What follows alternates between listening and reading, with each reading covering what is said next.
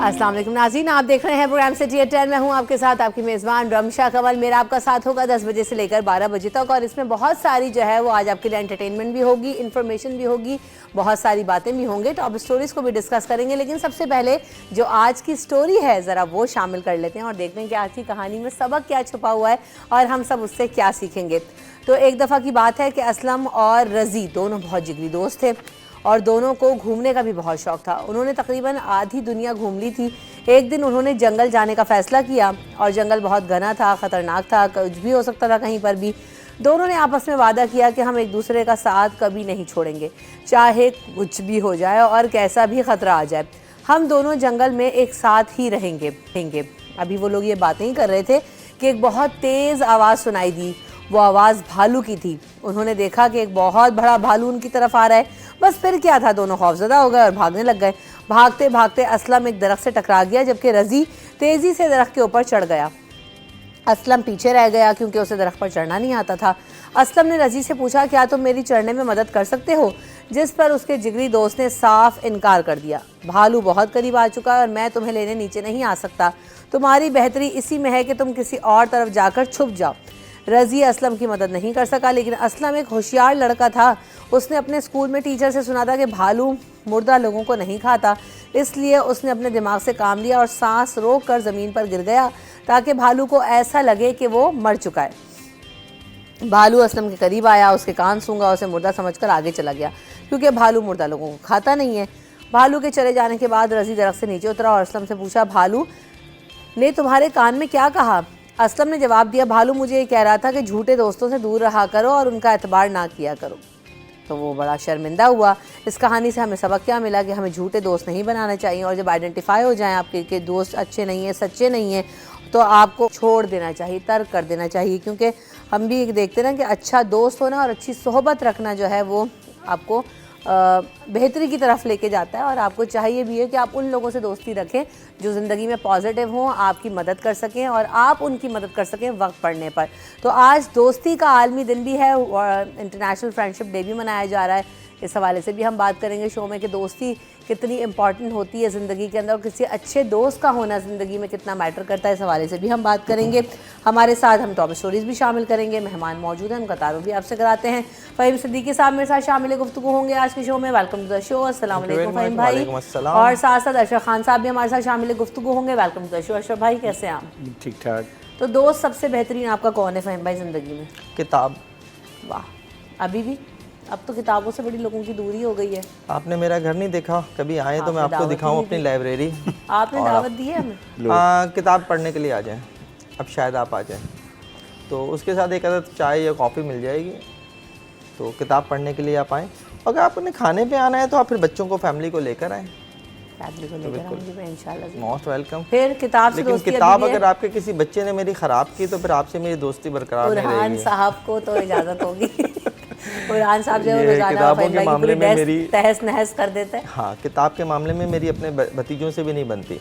वो अभी सबसे छोटे जो 1 साल के हैं वो मेरी बड़ी आजकल किताबें ख़राब कर रहे हैं, जाते हैं रैक में से गिरा देते हैं, वो कर देते हैं। तो आजकल चल रही है मेरी उनसे।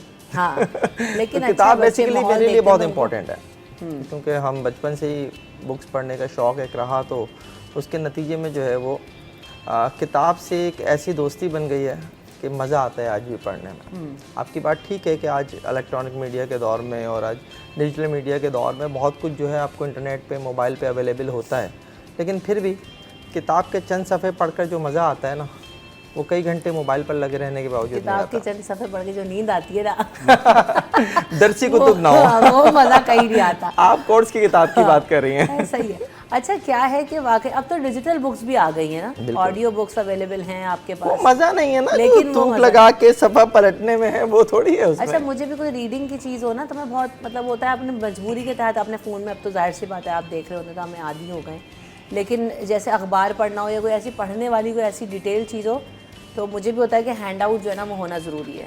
अभी भी आदत है। अशरफ भाई, आपका दोस्त कौन है बेहतरीन? अब आप किताब की नकल ना कर लिएगा। नहीं, मैं 5 दोस्त हैं बचपन के। हाँ। और माशाल्लाह से अल्लाह हम सबकी दोस्ती बरकरार रखे। हम लोग बचपन के दोस्त हैं, 5 हैं, 5 से सबकी बेगमात, 5 से हम 10 हुए। अब अभी मजमूई तौर पे हमारी कोई दावत में 25 लोग हम लोग जमा होते हैं। जबरदस्त। तो फैमिली की गैदरिंग के अलावा एक हमारी गैदरिंग होती है, सबके 5 के घर हम जाते हैं, ईद पे भी उस पे भी, तो सारे बच्चे जमा होते हैं, लाइक फैमिली। और वो 25 और सब हम लोग जब भी हम तस्वीर लगाते हैं हम बोलते हैं 5 become 25। माशाल्लाह। तो माशाल्लाह ये है कि बचपन की दोस्ती है और वो आज तक बरकरार है। बस दुआ यही है कि ये जारी रहे। हाँ बिल्कुल, ऐसे ही कम से दोस्त हों लेकिन अच्छे हों, मुखलिस हों, तो ये होना ज़िंदगी में बहुत ज़्यादा ज़रूरी है। मेरे भी बहुत सारे दोस्त नहीं, लेकिन जो हैं वो बहुत मुखलिस हैं, बहुत थोड़े हैं लेकिन बहुत अच्छे हैं।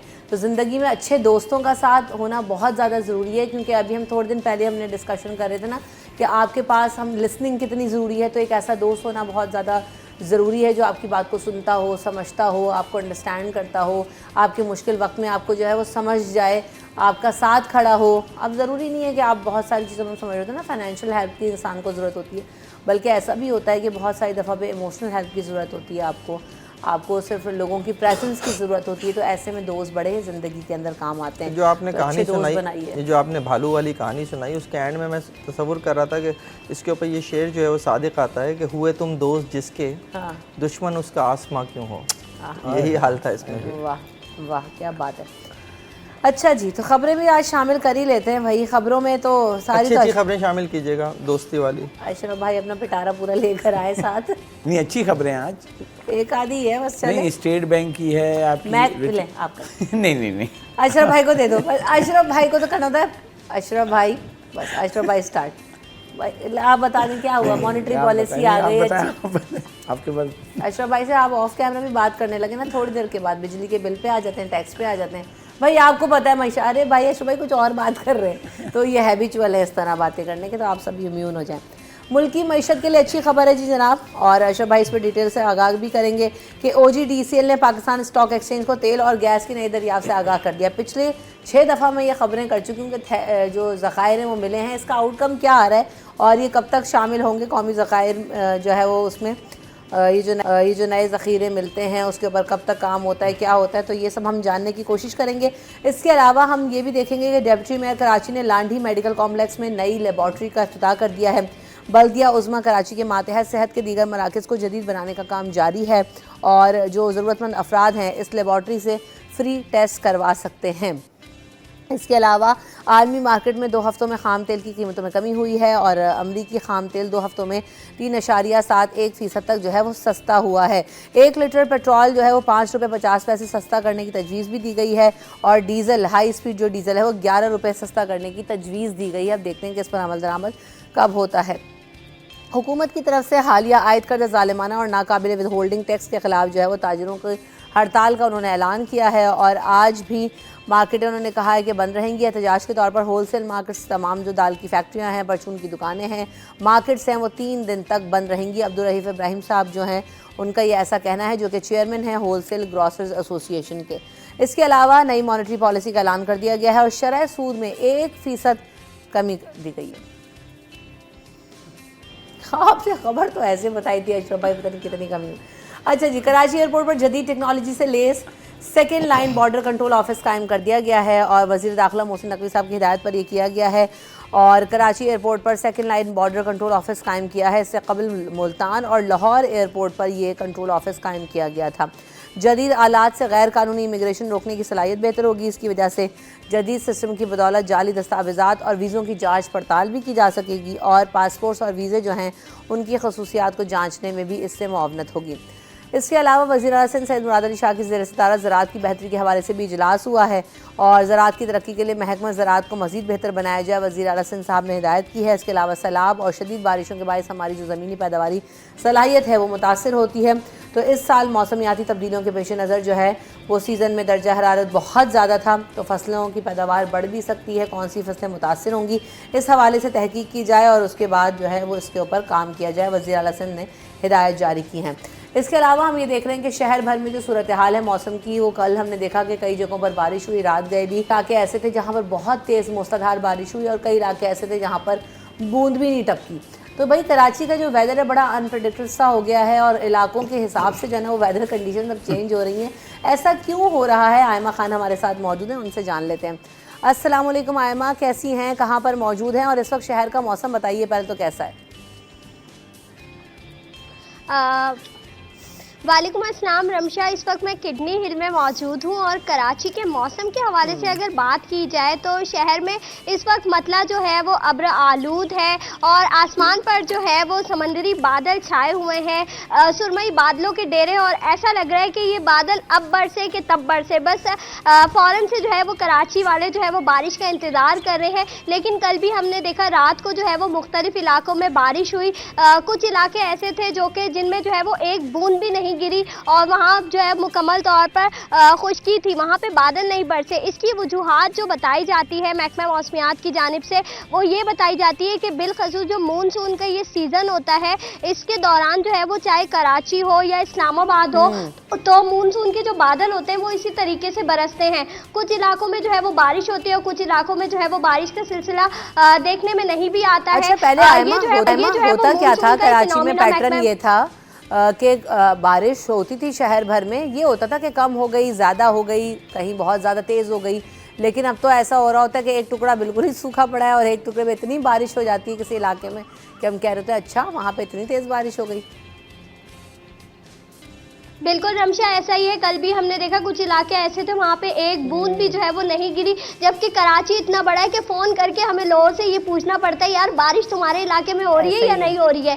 तो ये कराची में जो है ना वो एक पैटर्न जो सेट पैटर्न था वो अब चेंज हो गया, क्योंकि हम देखते हैं कि क्लाइमेट चेंज भी है। इसके अलावा जो महकमा मौसमियात बताते हैं उनका ये बताना है कि मानसून के पैटर्न में ये फिनोमिना है कि कराची हो, इस्लामाबाद हो, तो तमाम तर इलाकों में जो है वो एक साथ बारिश नहीं होती है। कुछ इलाकों में बारिश होती है, थोड़ी देर के बाद दूसरे इलाकों में होती है। लेकिन हम कराची में तो आप बहुत ज़्यादा देख रहे हैं कि एक इलाके में अगर कोरंगी में बारिश हो रही है तो उससे थोड़ा सा अगर आगे जाएं तो वहाँ पे जो है वो धूप भी निकली होती है। तो ये हमें फ़ोन करके अपने दोस्तों से, रिश्तेदारों से पूछना पड़ा होता है कि यार तुम्हारे इलाके में बारिश हो रही है या नहीं हो रही है। हमें फ़ोन नहीं करना पड़ता आयमा, क्योंकि आयमा जो है ना वो सारी अपडेट्स हमें ग्रुप में दे रही होती है, तो हमारे पास फौरी तौर पर अपडेट आयमा से मिल जाती है। आयमा फौरी अपडेट करी होती है कि भाई इन इलाकों में बारिश हो रही है, और आज भी आपने हमें अपडेट किया। आयमा बहुत शुक्रिया आपका, हमारे साथ मौजूद होने की। जो सारी कंडीशन है, अपडेट्स हैं, वो हमारे साहब हमें देती हैं। हमारे अपने सिटी 21 के सरफराज भी मौजूद हैं जो कि चीफ मेट्रोलॉजिस्ट है, उनसे भी ज़रा पूछ लेती हूँ भाई क्या है आपकी नज़र में, आपका क्या तज्जिया है ज़रा मौसम पे? देखिए, कराची बेसिकली फैल इतना चुका है कि अब उसमें ये तो एक आम सी बात समझी जाती है कि अब किसी बैक वक्त कई मौसम में अब इस शहर का एक वो बन चुके हैं, मुस्तकिल मिजाज बन चुके हैं कि आपको किसी एक इलाके में बारिश होती भी मिलेगी, दूसरा इलाका आपको सूखा पड़ा मिलेगा। उसकी सबसे बड़ी वजह यही है कि कराची का जो एक तरह से फैलाव है वो बहुत ज़्यादा हो चुका है। 7000, हम कुछ अर्से पहले तक किलोमीटर कहते थे कि 7000 किलोमीटर पर फैला हुआ शहर है, अब ये शायद 12000 किलोमीटर पर फैला हुआ शहर है। आप शहर के मज़ाफ़ात से आती हैं, आप आके हमें ख़बरें सुनाती हैं कि तो माशाल्लाह सबसे ज़्यादा बारिश आप आके हमें ख़बरें सुनाती हैं कि जनाब बारिश हो रही है। हम आपकी तरफ देख के सोचते हैं कि यार ये पता नहीं कहाँ है, कौन से कराची में रहती हैं।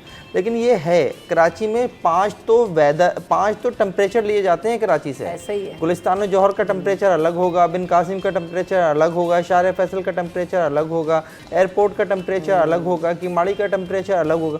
तो ये 5 तो मुख्तलिफ टेम्परेचर हैं जो शहर से लिए जाते हैं। और मैं ये समझता हूँ कि अगर महकमा मौसमियात अपने सेंटर्स जहाँ से वो दर्जे हरारत लेता है अगर वो बढ़ा दे तो शायद इससे ज़्यादा टेम्परेचर आना शुरू हो जाए, क्योंकि शहर इतना फैल चुका है। यही वजह है बेसिकली शहर में इस तरह से जो बारिश हो रही होती है कि कहीं होती है कहीं नहीं होती। लोग कहते हैं कि हमारे यहाँ तो सूखा पड़ा है, तुम्हारे यहाँ बरस रही है। कल रात को मैं गुलिस्तान जोर से एक शादी में जाने के लिए निकला और औरंगी जाना था मुझे। जब हम शादी में से फारिग होकर निकल रहे थे तो तेज़ बारिश शुरू हो गई।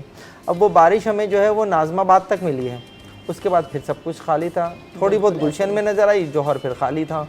तो ये तो इस शहर में एक आम सी बात होती चली जा रही है। मुझे भी ऐसे ही हुआ कि हमारी कुलीग शुमाला ने मुझे सुबह बताया कि बहुत, और आज बात तो बहुत तेज़ बारिश, मैंने कहा किस लिए मौसम पे बात करी, तो बहुत तेज़ बारिश हुई। मैंने कहा अच्छा वाकई बहुत तेज़ बारिश हुई है? तो कहते हैं हाँ बहुत तेज़ बारिश। तो कल यानी जो है वो बहरिया टाउन सूखा पड़ा रहा। मैं कल आपके वाले मज़ाफ़ात में थी। अच्छा, आप हमारे शहर में मज़ाफ़ात में। अच्छा, आप कराची के मज़ाफ़ात, आप बहरिया टाउन के मज़ाफ़ात में थे। अब मैं हाँ अपने गाँव जाऊँगी वापस। अशरफ भाई, क्या आपने जो है ना वो हातिम ताई की कमर पे लात मारने का बात करूँगी? हाँ बोले आप ब्रेक ले लेते हैं, ब्रेक के बाद हाजिर होंगे।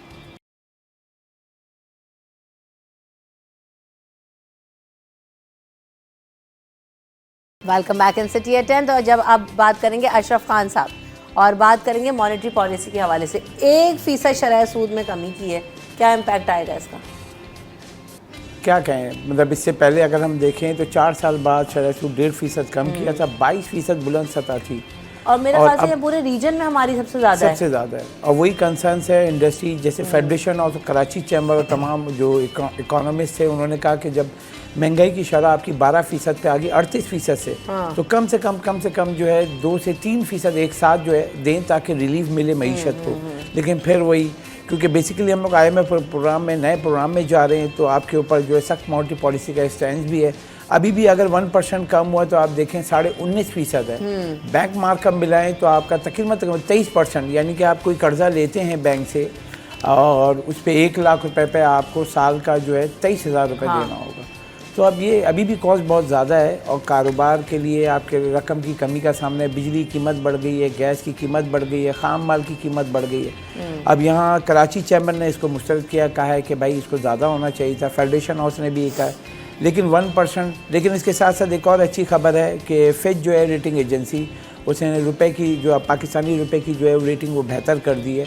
और आगे चल के अगर हम जो रोल ओवर की बात करें, मज़ीद कर्जे की बात कर रहे हैं, तो उससे पाकिस्तान को जो है रुपए की कदर में इस्तेहकाम भी मिलेगा और आगे चल के पाकिस्तान को आसान जो कमर्शियल लोन जो स्टेट बैंक वगैरह हुकूमत पाकिस्तान लेने जाती है वो मिल जाएगी। अच्छा, करेंसी रेट्स भी क्यों करें, अभी हम दिखाएंगे कि करेंसी रेट्स क्या हैं और डॉलर और उनके प्राइसेस कहाँ पे पहुँचे। फ़हीम भाई, गवर्नर जो स्टेट बैंक हैं वो ये कहते हैं कि एक तो महंगाई की शरह जो है वो 12.6% पर आ गई है। दूसरी बात उनका ये भी कहना है कि मुल्क की मईशत बेहतरी की तरफ गामजन है, महंगाई में बतदरीज कमी आ रही है।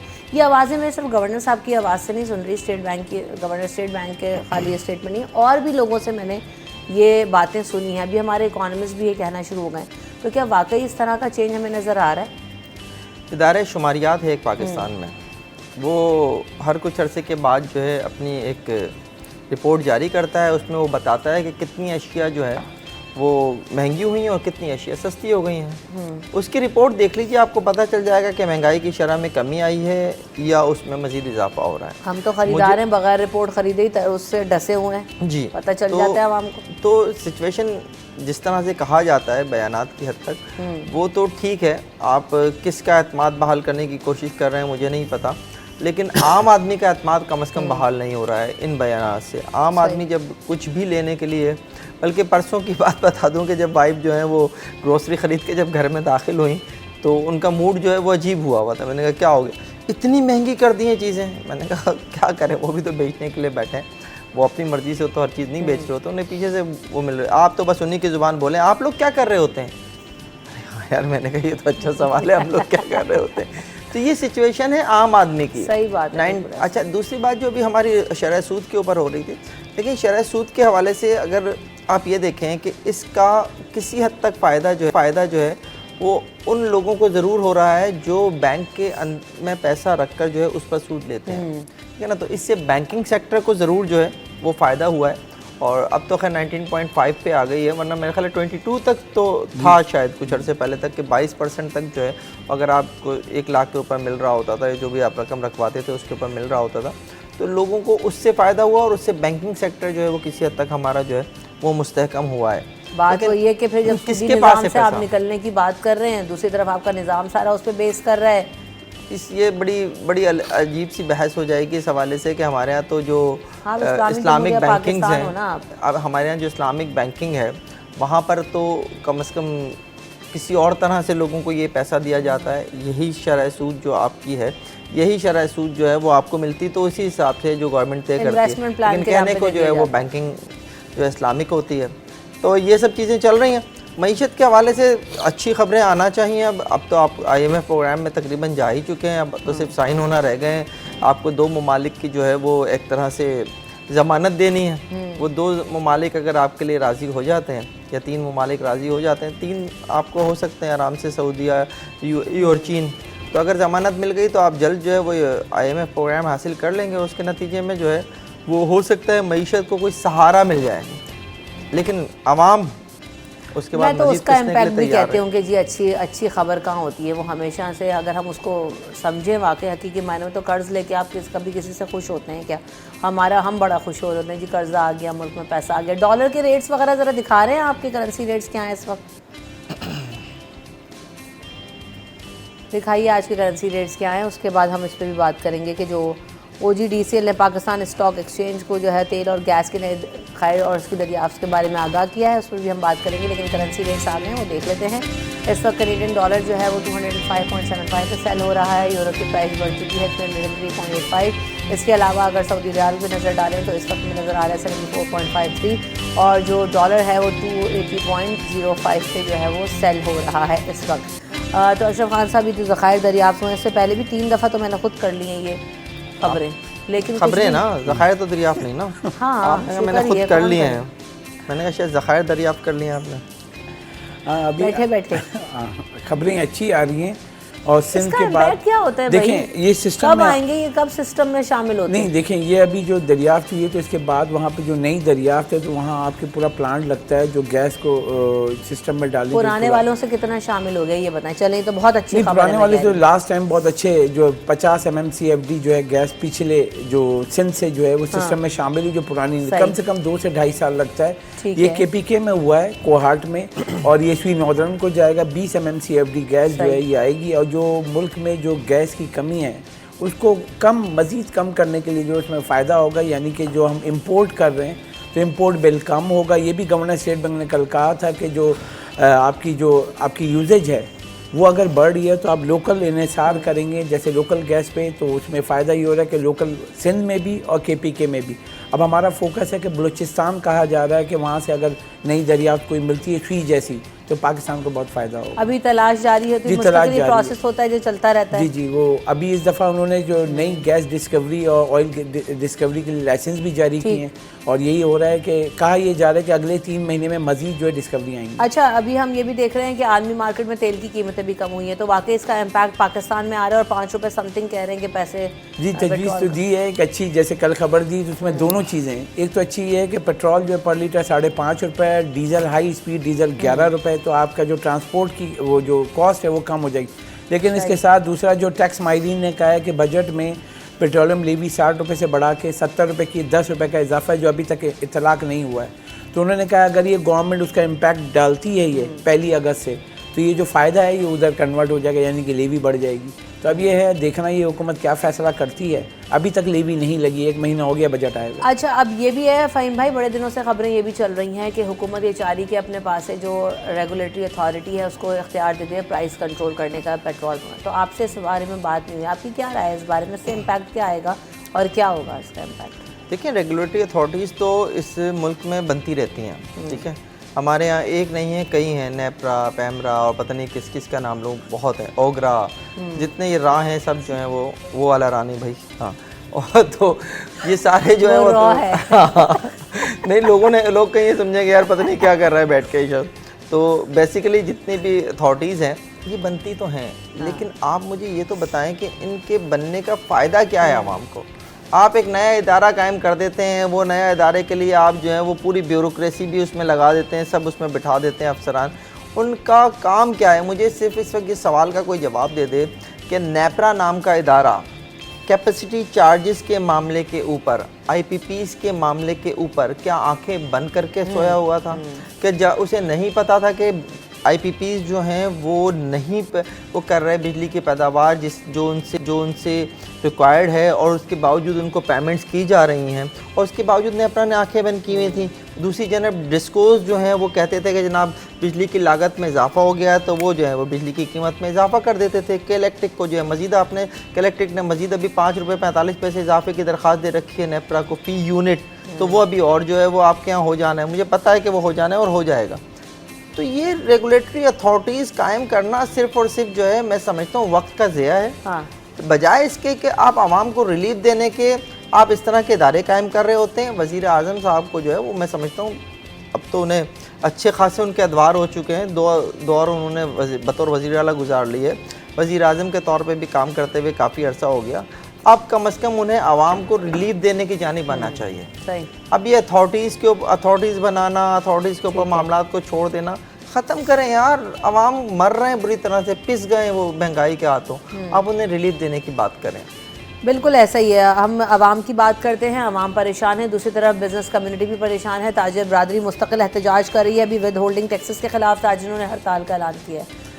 जी, होलसेल का अगर देखा जाए, ये जो बजट में लगाया गया है, कोई भी अगर रिटेलर होलसेलर कोई डील करेगा तो विद होल्डिंग टैक्स उस पर लगेगा। अब वही आपको पता है फाइलर नॉन फाइलर वाला चक्कर है, उसकी वजह से ये हुआ है। रमशा समझना ये है कि इन्होंने विद होल्डिंग टैक्स का निफाज तो करा दिया है, उससे ये हुआ है कि इंटरनेट दारू की कीमतें कम हुई, लेकिन ये जो विद होल्डिंग टैक्स का निफाज है उससे दारू की कीमतें बढ़ गई। सही। और इसे किसका बोझ आया? आवाम पे।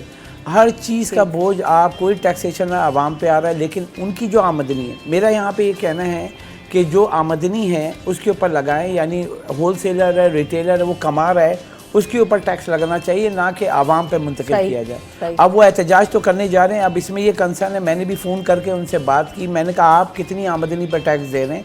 आप तो कन्वर्ट कर रहे हैं, यानी दालों पे विद होल्डिंग टैक्स एग्जाम्पल लेते हैं, आपको यकीन करेंगे जो कम से कम दाल थी रमशा 500 रुपये किलो पे चली गई है। ठीक है, वो अरहर की दाल है, माश की दाल है, इस सब की कीमतें तो आप पूछें, और गरीब आदमी दाल भी नहीं ले सकता है। मतलब कंसर्न मैंने उनसे बोला कि आप 400 रुपये की दाल, 500 रुपये की दाल, मतलब कभी नहीं सोचा था। कह रहे हम क्या करें, इम्पोर्ट कॉस्ट है और टैक्सेस लग गए हैं, तो इसकी वजह अब वो जा रहे हैं स्ट्राइक पे, यानी कि उन्होंने 30 तारीख की डेट दी थी, 31 से वो 3 दिन के लिए बंद करने जा रहे हैं। और ये मुल्क गिर हो रही है, क्योंकि आड़ती से लेके हर कोई शामिल। आड़ती वो होता है कि जो ज़मींदार से माल लेके जो मार्केट में सप्लाई करता है, हर कोई हड़ताल पे जा रहा है। अब ये आपको पहले याद होगा, पेट्रोलियम डीलर्स ने हड़ताल की थी, फिर फ्लोर मिल्स ने हड़ताल की, अब ये तीसरे आ रहे हैं, जो कि बहुत बड़ी अजनास की जो सप्लाई चेन है मुल्क भर की, वो सिर्फ ये कराची के होलसेलर नहीं जा रहे हैं, मुल्क भर के जो आड़ती हैं, जो होलसेल की जो सप्लाई चेन में हैं, वो बंद करेंगे। तो आप सोचें जब किल्लत होगी तो उसकी प्राइस का क्या होगा? जैसे आटे की कीमतें बढ़ गई थी हड़ताल की वजह से, अब ये होगा, और इसका बोझ किस पे आएगा? फिर आवाम। बिल्कुल ऐसा ही है। तो यकीनन ये तो सारी चीज़ें हैं, लेकिन वही वाली बात है कि जब हड़ताल की कॉल देते हैं तो ये जो अपने मुतालबात हैं वो तो पूरे करवा लेते हैं। महंगी अशिया ख़रीदने पर आवाम ही मजबूर होते हैं और उन्हीं को प्रॉब्लम का सामना करना पड़ रहा होता है। Thank you so much Ashraf Khan साहब, आपने हमें वक्त दिया, आपकी आमद और वक्त का बहुत शुक्रिया। हम यहाँ पे ब्रेक लेंगे, ब्रेक के बाद आगे सेगमेंट को कंटिन्यू करेंगे, हमारे साथ रहिएगा।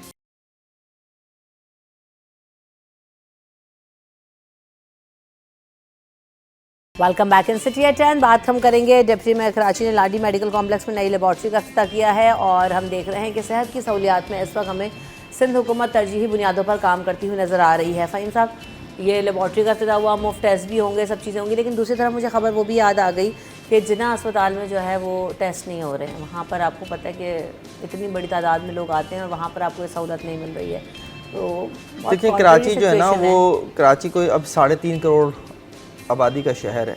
इसमें एक लाडी मेडिकल कॉम्प्लेक्स में एक लेबॉर्ट्री कायम करके आप अगर ये कहें कि जनाब आपने कोई बहुत बड़ा काम कर दिया, तो मेरे ख्याल में ये गलत होगा। ठीक है, कराची को जिस लेवल की इस वक्त सेहत की सहूलतें दरकार हैं, वो सेहत की सहूलतें इस वक्त इस शहर को नहीं मिल रही हैं। आप कोई भी अस्पताल उठा कर देख लें, मैं सिर्फ सरकारी अस्पताल की बात नहीं कर रहा, मैं आपसे कह रहा हूँ कि आप किसी भी प्राइवेट हॉस्पिटल भी चले जाएं, आप किसी प्राइवेट लैब में भी चले जाएं, आपको वहाँ मरीज़ों की बड़ी तादाद मिलेगी। वहाँ पे आपको टेस्ट कराने के लिए किसी लेबॉर्ट्री में चले जाएं, वहाँ पे आपको जो है लंबी लाइनें मिलेंगी टेस्ट कराने वालों की। तो सेहत इस वक्त एक बहुत बड़ा और बुनियादी मसला इस वक्त इस शहर का है।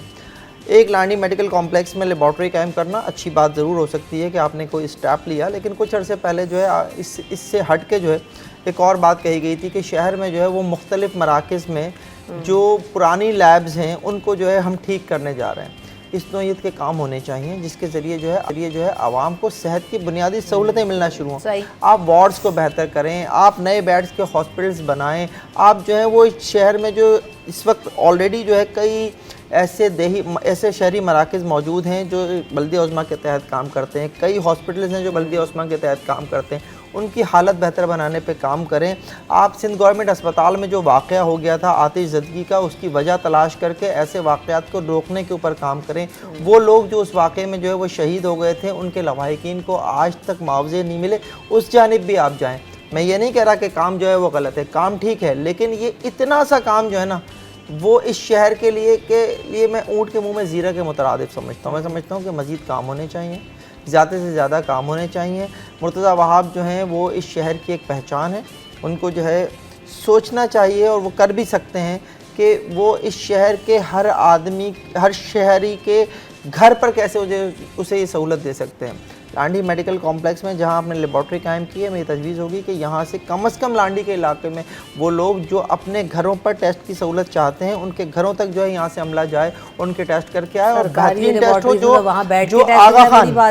आगा खान के लाबिल का टेस्ट हो। कम से कम ये तो हो कि कोई डॉक्टर जो है जब उसके सामने ये रिपोर्ट जाए, इस लांडी मेडिकल कॉम्प्लेक्स की लेबॉर्ट्री से हुआ हुआ टेस्ट की रिपोर्ट जाए, तो वो कहे कि यस आई एक्सेप्ट। वो आगे से दोबारा ये ना लिख दे कि नहीं जाएँ फलां से करा के ले आएँ, नहीं जाएँ फलां से करा के ले आएँ। हमें एक स्टैंडर्ड भी बनाना होगा जो बहुत ज़रूरी है। बिल्कुल ऐसा ही है, और ये बात आपकी वजह है कि हमारे यहाँ सेहत की सहूलियात पर, जैसे मैंने भी शुरू में भी कहा, लेकिन वही वाली बात है कि चीज़ों को बहुत ज़्यादा ख़राब हैं चीज़ें, और बहुत ज़्यादा क्रेव कर रही है सब सोसाइटी भी। अस्पतालों की भी बहुत ज़्यादा ज़रूरत है, लेबॉर्ट्रीज़ की भी ज़रूरत है। अच्छी जो है वो हम देख रहे हैं कि फैसिलिटीज़, डिस्पेंसरीज़ वो नज़र नहीं आ रही जो हुकूमत प्रोवाइड कर सकती है। छोटे छोटे इलाकों में आप जाकर देखें, वहाँ पर कोई आपको ना अस्पताल मिलता है, ना कोई डिस्पेंसरी मिलती है जहाँ पर लोग फ्री जाके इलाज करा सकें। तो ये कॉम्प्लिकेशंस तो हैं यकीनन। अच्छा, इसके साथ साथ हमारे साथ जो है वो आज हमारे नुमाइंदे शुएब मुख्तार भी मौजूद होंगे, उनको भी वेलकम करते हैं शो। और उनको यहाँ पर मदऊ करने का वजह सबसे पहले तो मैं आपको बताऊँ कि उनको जो है वो डिप्टी मेयर कराची की तरफ से अवार्ड दिया गया है फॉर द बेस्ट रिपोर्टिंग, और मज़ीद जो तफसीलात हैं वो शुएब भी बताएंगे। तो Shoaib, welcome to the show. अस्सलाम वालेकुम, कैसे हैं आप? जी वालेकुम अस्सलाम। शुएब, सबसे पहले तो जो है ना वो अपनी कारकर्दगी के बारे में बताइए। सिटी 21 के लिए भी यकीनन एक बड़ा एजाज़ है, क्योंकि हम देख रहे हैं कि इतने सारे लोगों में अपने आप को आउट स्टैंड करना या अपने आप को जो है इस वक्त अपनी शनाख्त करवाना ये एक बड़ा काम हो गया है, क्योंकि हर बंदा इस वक्त जो है वो मुख्तलिफ चैनल्स भी हैं, एसोसिएटेड भी हैं। तो क्यों आपको ये अवार्ड दिया गया? देखें, सबसे पहले तो मैं अपने इदारे सिटी 21 का शुक्रगुजार हूँ कि ये एक इदारा नहीं, एक इंस्टीट्यूट है। हम जैसे नए नौजवान हैं, सहाफ़त में आते हैं, तो हमारे लिए ये इदारा एक इंस्टीट्यूट साबित हुआ है कि हमें एक नुमाया पहचान मिली है। सही। तो और सिटी 21 की अगर बात करूं तो हम हर छोटे बड़े इश्यूज़ को कवर करते हैं और कराची के हर मसाइल पर हम तवज्जो मबजूल कराते हैं हुकाम बाला की। उसी की बदौलत जो है मसाइल हल भी होते हैं, और इसको देखते हुए हमें अवार्ड जो है वो दिया गया है। ज़बरदस्त। तो ये कोई पर्टिकुलर आपकी स्टोरी पे दिया गया है या ओवरऑल आपकी through out the year performance के ऊपर आपको दिया? क्योंकि आप बल्दिया उज़्मा बीट भी कवर करते हैं, उनकी खबरें भी आप जो है वो पहुंचा रहे होते हैं आवाम तक। देखें, बल्दिया उज़्मा कराची को इस वक्त जो सबसे ज़्यादा कवर कर रहा है जो चैनल, वो सिर्फ और सिर्फ हमारा सिटी 21 चैनल है। मेयर कराची बैरिस्टर मुर्तज़ा वहाब हो या डिप्टी मेयर हो, जिस जगह पर मौजूद होते हैं, कराची के जितने मसाइल हैं हम उनकी उस मसाइल पर जो है तवज्जो मबजूल कराते हैं। हमारे रिपोर्टर्स वर्क करते हैं।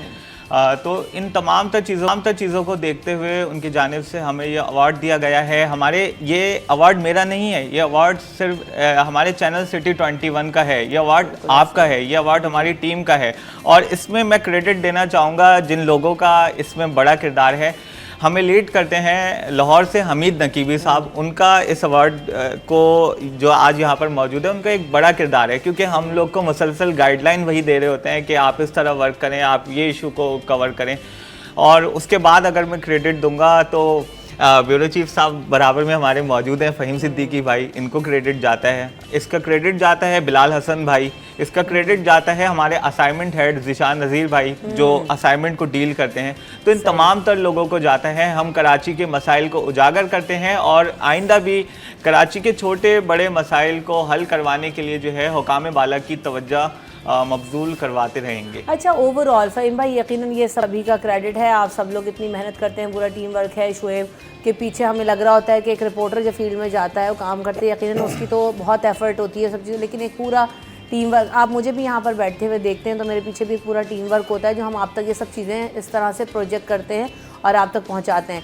तो फ़हीम भाई यकीनन ये टीम वर्क तो है, लेकिन सिटी 21 जो है ना वो लोग देख रहे हैं, बहुत ज़्यादा पसंद कर रहे हैं, क्योंकि वजह वही है कि हर ख़बर पर जो है वो आप उस पर रिएक्शंस भी आ रहे हैं, उनको देखा भी जा रहा है। ओवरऑल क्या फ़ीडबैक है और किस हद तक जो है वो बेहतरी आई है कराची के मसाइल? सुनवाइयाँ हो रही हैं या सिर्फ बस ऐसे ही चल रही हैं खबरें? रमशद, जो ये हमारा इलेक्ट्रॉनिक मीडिया है ना, इस इलेक्ट्रॉनिक मीडिया के हवाले से अब ये कहा जाने लगा है कि जैसे एक वक्त में प्रिंट मीडिया की एक हाइप थी और प्रिंट मीडिया की वो हाइप ख़त्म हुई और हम 18वीं सदी से शुरू होने वाले प्रिंट मीडिया को अब सिसकता हुआ देख रहे हैं, मरता हुआ देख रहे हैं।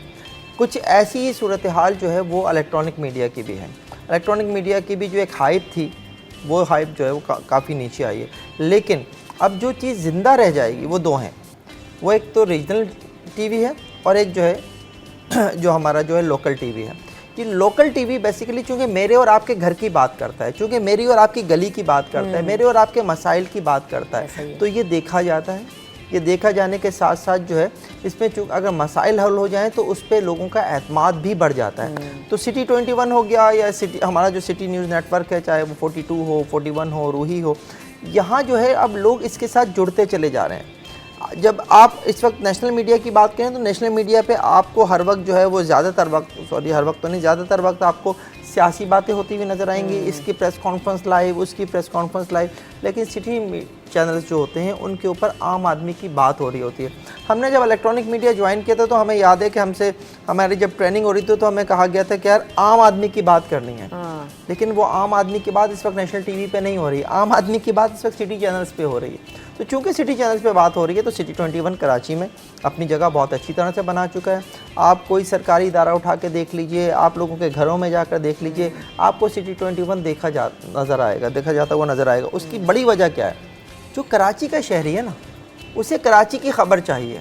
नेशनल टीवी इंपॉर्टेंट है, डेफिनेटली इंपॉर्टेंट है, नेशनल की सतह पे क्या हो रहा है ये लोगों के लिए जानना इंपॉर्टेंट है, लेकिन लोग पहले अपने गली मोहल्ले की खबर चाहते हैं, अपने गली मोहल्ले के मसले का हल चाहते हैं। वो बिजली की, जो मेरे घर में बिजली नहीं आ रही, कोई पीएमटी ख़राब हो गई तो लोग कहेंगे मेरी पीएमटी ख़राब हो गई, इसकी खबर सिटी 21 पे होनी चाहिए। मेरे गली का गटर ख़राब है, इसकी खबर सिटी 21 को होनी चाहिए और सिटी 21 ये मसला हल करा सकता है। और हम ये कराते हैं। शहर में कहीं कोई ऐसा मसला हो जाए जिसके ऊपर हम ये समझते हैं कि यार इसमें शहर का एक सिटी न्यूज़ है, तो हम वहाँ पे खड़े हो जाते हैं। हम हर बुलेटिन में वहाँ से स्टोरीज़ कर रहे होते हैं। हर बुलेटिन में स्टोरीज़ करने की वजह से हुक्काम जो है वो इसकी तरफ मुतवज्जा होते हैं। मैं खुद ऑफिस में बैठकर कई फ़ोन कॉल्स ले रहा होता हूँ कि जी ये फलां जो आप खबर चला रहे हैं, अब इसके ऊपर हाथ हल्का कर दें। तो नहीं, मसला हल कर दो, हाथ हल्का हो जाएगा। बहुत सादा सी बात है। मसाइल हल हो रहे हैं शुएब, आपको नज़र आ रहा है कि ख़बरों पर और उसके ऊपर एक्शन रिएक्शन होता हुआ नज़र आए, क्योंकि आवाम का एतमाद इसी चीज़ से बढ़ता है।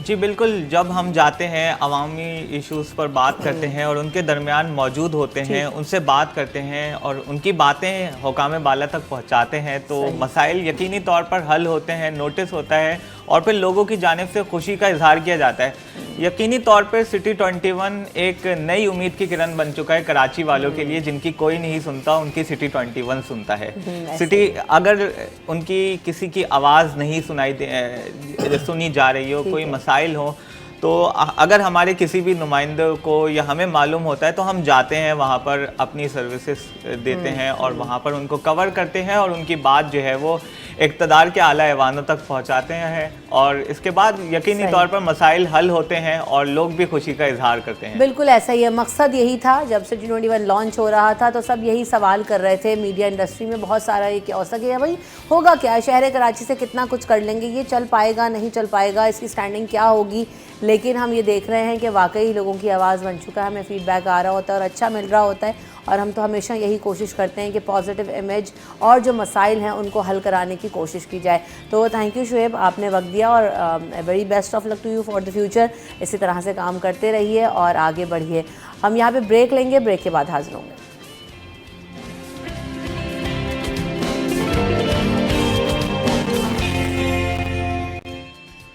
Welcome back in city at 10। तो आइए देखते हैं कि आज सब्जियों के रेट्स क्या हैं और क्या वाकई जो मार्केट में प्राइसेस होते हैं उस पर मिलती हैं कि नहीं मिलती सब्जियां।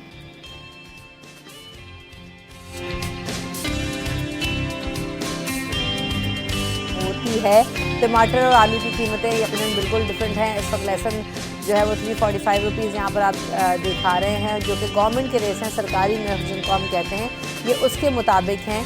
और आगे जाके हम ये भी देख रहे हैं कि लौकी की जो प्राइसेस हैं वो तकरीबन 219 रुपये मैक्सिमम और मिनिमम 190 रुपीज़ पर केजी। इसके अलावा अब ये चेक कर लेते हैं कि जो हम सारी सब्जियां दिखा रहे हैं, क्या ये सब्जियां मार्केट पर उस रेट में अवेलेबल हैं या नहीं, तो इस बारे में बताएंगे वसीम हमारे नुमाइंदे। आइए देखते हैं क्या कह रहे हैं।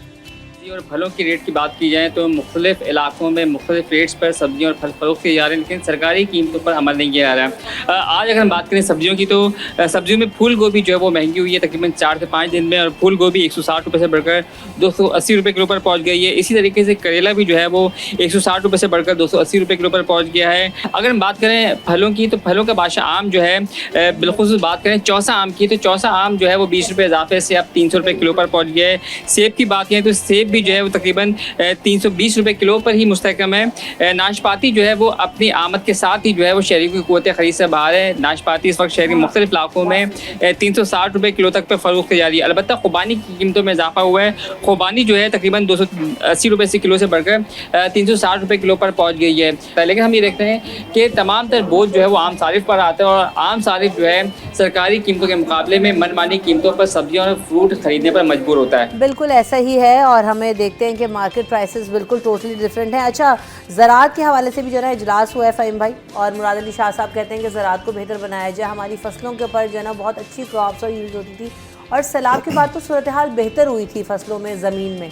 तो इस वक्त हमारी जो फिर क्या वजह है, सब्जियाँ इतनी महंगी हैं, यील्ड है, क्रॉप्स हैं, सब कुछ है, लेकिन उसके बावजूद हम देख रहे हैं कि पैदावारी सलाहियत में कमी है। देखिए, सैलाब के बाद कोई एक साल नहीं फसल अच्छी आती, कई साल तक फसल जो है वो अच्छी आ रही होती है। तो जिस नोयत की इस वक्त सिचुएशन बनाई जा रही है उसमें मैं समझता हूँ कि ये थोड़ा सा जो है वज़ीर आला साहब को इस पे एक्शन लेना चाहिए कि आप जब इतनी अच्छी फसल करने में कामयाब हैं और आपको उससे फ़ायदा ही हो रहा है, तो ये फ़ायदा जो है वो आम आदमी तक क्यों नहीं पहुँच रहा? ये फ़ायदा सिर्फ ज़मींदार तक क्यों है? ये फ़ायदा जो है आम आदमी को पहुंचना चाहिए। अभी जिस तरह से बात हो रही थी कि जनाब सब्जियों के जब ये रेट बता रहे थे, करेले का इस्तेमाल कितना होगा? कोई बहुत ज़्यादा नहीं होता, लेकिन उस तक की कीमत में जो है, मैं सिर्फ एक आपको मिसाल के तौर पे कह रहा हूँ कि वो 160 का था, उसमें भी 20 रुपये बढ़ गए, वो अब 180 रुपये का मिल रहा है। तो ये सिचुएशन एक ऐसी सिचुएशन है कि जिसके ऊपर कंट्रोल करने के लिए मुख्तलिफ इदारे मौजूद हैं। हमारे डीसीज़ का इसमें बहुत इंपॉर्टेंट रोल होता है। डीसीज़ को जो है वो अपना रोल प्ले करना चाहिए। सिर्फ एयर कंडीशन कमरों में बैठ के कागजात पे फाइलों पे दस्तखत करना उनका काम नहीं है, उनका काम फील्ड में जाकर चेक करना है। ये अलग बात है कि जब वो फील्ड में जाते हैं तो उसके रेट्स अलग हो जाते हैं और उसके बाद जो है वो अलग तरीके से उनके ऊपर इल्ज़ामात भी लग रहे होते हैं। लेकिन बात यह है कि ज़राअत एक ज़रई मुल्क होते हुए इस मुल्क में अगर आम आदमी को आटा सस्ता दस्तयाब नहीं हो रहा तो फिर हमें खुद को ज़रे मुल्क कहना छोड़ देना चाहिए। आटा क्या, सब्जी क्या, जिस चीज़ को आप देख लें, चावल के एक ज़माने में पाकिस्तान के बेहतरीन चावल और सस्ते होते थे। आज इस दफ़ा तो आम खाने को नहीं मिला। अच्छा, सारा आम जो बाहर चला गया, इस दफ़ा तो आम भी अच्छा नहीं मिला। बिल्कुल ऐसा ही है। तो thank you so much Faheem Siddiqui साहब, आपने भी वक्त दिया, आपकी आमद और वक्त का बहुत शुक्रिया। हम यहाँ पे ब्रेक की तरफ बढ़ेंगे, ब्रेक के बाद हाजिर होंगे अपने अगले सेगमेंट में। Welcome back in city at 10। तो आज हमारे साथ जो मेहमान मौजूद हैं, इस वक्त हम देख रहे हैं कि पाकिस्तानी मूवीज़ की अगर बात की जाए तो काम हो रहा है। हम बहुत कहते हैं कि सिनेमास को रिवाइव करना है और हमारी जो एंटरटेनमेंट इंडस्ट्री है खासा पोटेंशियल रखती है, लेकिन क्या इस हवाले से कितना काम हो रहा है, नई मूवीज़ का आना कितना ज़रूरी है और हम सबका लोगों को उनका अट्रैक्ट करना कितना ज़रूरी है, ये सवाल होता है। अच्छा, दूसरी बात ये कि चले फिल्में बनती भी हैं और जो रिवायती फिल्में होती हैं जिसमें हम देख रहे होते हैं कि बहुत अच्छे सब्जेक्ट्स पे भी काम हो रहा है, लेकिन साथ साथ जो एनिमेटेड मूवीज़ हैं हमारे यहाँ पाकिस्तान में, उनकी प्रोडक्शन तो इंतहाई कलील है। बच्चों से रिलेटेड कंटेंट भी जो बन रहा है वो बहुत बहुत बहुत कम है। तो उसकी कितनी ज़रूरत है और उस हवाले से काम भी हो रहा है। तो इस पे एक नई मूवी भी आई है जो कि एनिमेटेड है, ग्लास वर्क। सबसे पहले तो उसके हम देखते हैं कि ट्रेलर वगैरह देखते हैं, उसके ऊपर एक नज़र डालते हैं कि है क्या, कहानी क्या है, और उसके बाद उनसे रिलेटेड जो लोग हैं, डायरेक्टर भी हमारे साथ होंगे और जो उसमें जिन्होंने काम किया वो भी हमारे साथ मौजूद होंगे लोग। लेकिन आइए सबसे पहले ग्लास वर्क है क्या, उस पर नज़र डालते हैं।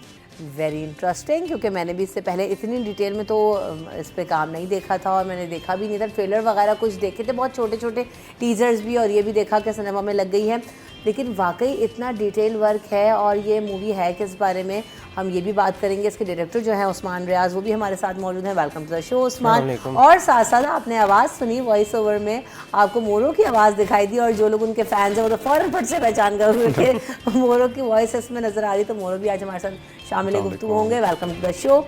अच्छा जी, तो सबसे पहले उस्मान, ये ख्याल कैसे आया आपको? यू आर वेरी यंग और जो है हम जो डायरेक्टर्स वगैरह देख रहे होते हैं तो बड़े सालों का एक्सपीरियंस लेकर आ रहे हैं और फिर कुछ सिनेमा लेवल का काम, क्योंकि अब हमारा क्या हो रहा है कि हम टारगेट कर रहे हैं OTT प्लेटफॉर्म्स को, कर रहे हैं यूट्यूब को टारगेट कर रहे हैं हम। तो आपने कैसे सोचा, डिसाइड किया कि यार मैं एक ऐसी मूवी बनाऊंगा, मुझे इसको सिनेमा तक लेके जाना है? किस तरह से जाना हुआ आपने ओवरऑल इस पर काम किया? मुझे बचपन से एनिमेशन का शौक़ है और ख़ास तौर पे हैंड ऑन एनिमेशन का शौक़ है। और मैं जो फिल्में मतलब बचपन में जो मैंने देखी थी, I always wanted to make something like those films. तो मैं बचपन से ड्रॉ कर रहा हूँ, बचपन से म्यूज़िक बजा रहा हूँ, लेकिन मैंने कभी सोचा नहीं था कि बड़े होके एक एनिमेटेड फिल्म बनाऊँगा। इट जस्ट ऑर्गेनिकली हैपेंड, अल्हम्दुलिल्लाह। लेकिन जो मैं इस चीज़ से जो चीज़ अचीव करना चाह रहा था कि पाकिस्तान में हम कुछ अच्छा बनाएं, हम एक वर्ल्ड क्लास प्रोडक्ट बनाने की कोशिश तो करें। और 10 साल बाद अल्हम्दुलिल्लाह वी अचीव दैट। बहुत मुश्किल जर्नी थी लेकिन हम पहुंच गए आखिरकार, सिनेमाज में फ़िल्म लग गई है और it's doing well. I am very grateful. अच्छा, ओवरऑल कितना टाइम लगा इसको आपको बनाने में, मूवी को? तो अगर मैं जर्नी को ब्रेक डाउन करूं, 10 साल, पूरी जर्नी में 10 साल लगे, लेकिन फ़िल्म को बनाने में 4 साल लगे। 2014 में मैंने ये शुरू किया था। मैं अकेले बैठ के स्केचेस बना रहा था और स्टोरी बोर्डिंग कर रहा था, जो एनिमेशन में ख़ास तौर पे बहुत ज़रूरी होता है कि आप स्टोरी बोर्ड्स बनाएं कि एनिमेशन में क्या होगा। और फिर मैं साथ साथ म्यूज़िक भी लिख रहा था। और फिर 2014 से 2016 तक हमने एक छोटी सी टीम इकट्ठी की और मरियम खिज़र और मैं आहिस्ता आहिस्ता इस चीज़ को बढ़ा रहे थे। मैंने किकस्टार्टर एक किया, किकस्टार्टर से हमने थोड़े से जो पैसे रेज़ किए उससे एक पायलट एनिमेशन बनाई। पायलट एनिमेशन को फिर मैं जापान वापस लेके गया, वहाँ से जो प्रोड्यूसर्स थे फिर वो प्रोजेक्ट पे ऑन बोर्ड आए। और फिर स्क्रिप्ट डेवलपमेंट करते करते और रिसर्च एंड डेवलपमेंट करते करते 2019 में हमने फुल स्केल प्रोडक्शन शुरू की फ़िल्म पे। सही। और 2023 के आखिर में हमने ख़त्म की। तो फिल्म को 4 साल लगे लेकिन जो पूरी जर्नी थी वो 10 साल की। अच्छा, तो ये है कितना ड्यूरेशन मूवी का? The film is 100 minutes. सही। तो ये सब कुछ पाकिस्तान में ही इस पे सारा काम हुआ है? एनिमेशन से रिलेटेड म्यूज़िक तो आपने बताया आप खुद ही लिख रहे थे, सब चीज़ें पाकिस्तान में हुई हैं या डिफरेंट आपने? क्योंकि एनिमेशन में हम देख रहे होते हैं कि पाकिस्तान में टैलेंट तो है, लेकिन ओवरऑल जब हम दुनिया की एनिमेशन, तो जनाब आज के सेगमेंट में हम बात करेंगे। इस वक्त हम देख रहे हैं कि जब सोशल मीडिया का दौर है, चीज़ों का एक्सेस बहुत ज़्यादा आसान है, मोबाइल फ़ोन्स पर हर चीज़ अवेलेबल है, तो वही वाली बात के फ़ायदे भी हैं, नुकसान भी हैं। कम्युनिकेशन बहुत इजी हो गई है। पहले देखते थे कि किसी तक कोई पैगाम पहुंचाना बहुत मुश्किल काम होता था, तो किसी तरह किसी को ट्रैप करना भी एक मुश्किल काम था। लेकिन अब कम्युनिकेशन आसान होने की वजह से हम ये देख रहे हैं क्या जो धोखाधड़ी है वो भी आसान हो गई है। और लोग हम हनी ट्रैप के हवाले से आज के शो में बात करेंगे। हमने देखा कि बहुत सारे लोग जो है ना वो मुख्तलिफ़ तरह के ट्रैप्स का शिकार हो जाते हैं। और क्यों हो जाते हैं, क्या क्या वजह होती है इसकी? तो ऑनलाइन जो बढ़ता हुआ फ्रॉड है उससे बच कैसे सकते हैं? हम अपने बहुत करीबी लोगों के जो है ना वो इन्फ्लुएंस में आके या उनकी चीज़ों का समझते हुए उनके साथ कम्युनिकेशन बढ़ाते हुए ना फ्रॉड्स का शिकार हो जाते हैं। और AI के आने के बाद तो इन चीज़ों में और ज़्यादा इजाफा हो गया है, क्योंकि वॉइस मॉड्यूलेशंस बहुत आसान हो गई हैं। जो आप अगर देखेंगे किसी की वीडियो भी प्रोजेक्ट करना बहुत आसान हो गया है। तो इस दौर में इससे बचना कैसे है और लोग किस तरह से जो है ना वो आपके माइंड को ट्रैप कर लेते हैं, इस हवाले से हम बात करेंगे। हमारे साथ जो हमारे एक्सपर्ट्स हैं वो मौजूद होंगे हैं और उनसे इस हवाले से बात करेंगे। इमरान साहब मेरे साथ मौजूद हैं। इमरान साहब मेंटल हेल्थ स्पेशलिस्ट हैं, साइकोलॉजिस्ट हैं। Welcome to the show Imran भाई। और साथ साथ मेरे साथ ताहिरा भी मौजूद है। Welcome to the show. अस्सलाम वालेकुम। आप कैसी हैं? मैं ठीक हूँ, आप कैसी हैं? अल्हम्दुलिल्लाह। तो जनाब हम ये जब बात करते हैं इमरान भाई, अभी हमने देखा कि हालिया दिनों में एक वाक़या तो हमारे साथ खलील रहमान साहब के साथ भी पेश आया। अब उसके ऊपर बहुत सारी कंट्रोवर्सीज़ हैं कि जी ये प्री प्लान था, या प्रोजेक्ट किया गया, ऐसा हो गया वैसा हो गया। लेकिन इसमें कोई दो राय नहीं है कि आम आदमी हो चाहे सेलिब्रिटीज़ हो इसका निशाना बनते हैं। तो कैसे ट्रैप हो जाते हैं? देखिए, सबसे पहले बुनियादी तौर पर इंसान वाहिद दुनिया की मखलूक है, कायनात की मखलूक है, जिसको अपनी बुनियादी ज़रूरियात के लिए भी ज़हनी आसूदगी की ज़रूरत होती है। बुनियादी सर्वाइवल अगर हम देखते हैं मखलूक का, तो उसके अंदर ग़िज़ाएँ, फूड चाहिए हमें, फितरी ताल्लुक़ चाहिए, ज़न शौक़ है, और तीसरा नींद चाहिए। ये 3 बेसिक चीज़ें जिसके ऊपर हम सर्वाइव करते हैं। सही। अब हमारे लिए खाली खाना जो है वो काफ़ी नहीं है। हम ये क्यों डेकोर करते हैं, हम ये पत्तों को क्यों इतना सजाते हैं, जिसको सीज़र सैलड, क्रूटन सैलड एंड फलाना सैलड, दिमाग घास पत्ते हैं ना, क्यों 7 डिशें पे जो है वो रखते हैं, क्यों प्लेटें चमचे रखते हैं, क्यों दस्तरखान सजाते हैं?